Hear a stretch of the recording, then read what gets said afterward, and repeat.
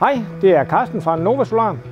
Jeg vil lige vise jer, hvordan I samler en træskjuler. Jeg starter lige med at pakke den ud, og lige lægge alle delene op.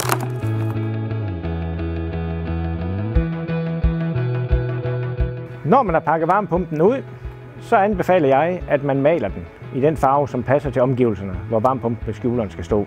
De dele, der er med her, det er sådan set 3 sider, et låg, og så har vi nogle bagstykker og nogle vindsider, der er værktøjer og skruer i posen her. Så har jeg fået den malet sort, og vil nu vise, hvordan jeg samler den. Her der er det vigtigt, at man samler skjuleren på den måde, at når vandet udefra rammer ind på skjuleren, at det så drypper af ud af. Så lamellerne de peger nedad og ud af.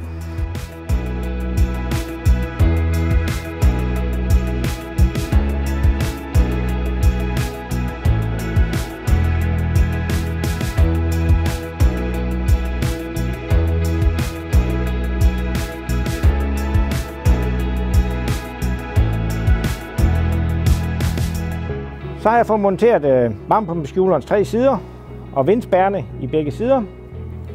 Nu skal vi have monteret det øverste topbeslag, og jeg vil anbefale, at man kun monterer den ene ophængningsbeslag, da det gør det nemmere at afmontere og demontere varmepumpeskjuleren, blandt andet til service.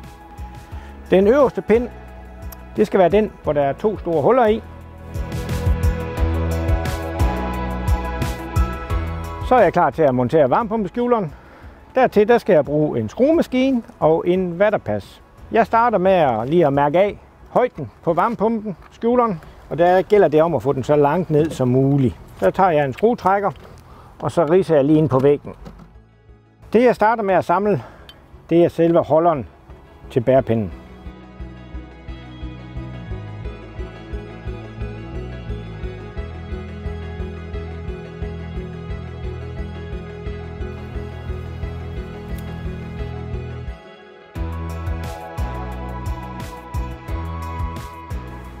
Når jeg monterer beslag nummer 2, så lægger jeg min løse pind her op og finder højden, så den er i watter.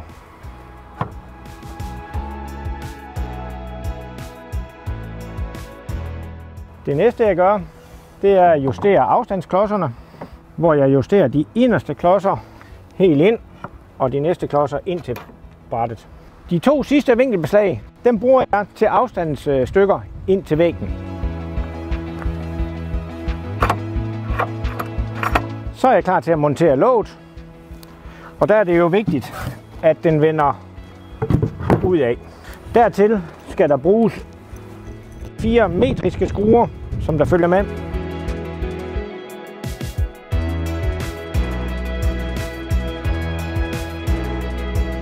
Nu har jeg fået monteret varmepumpeskjuleren. Nu skal jeg lige have justeret afstandsvinklerne ind til muren.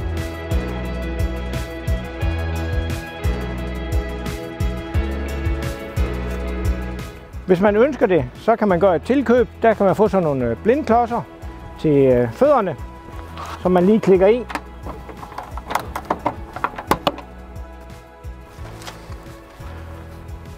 Så er montagen færdig.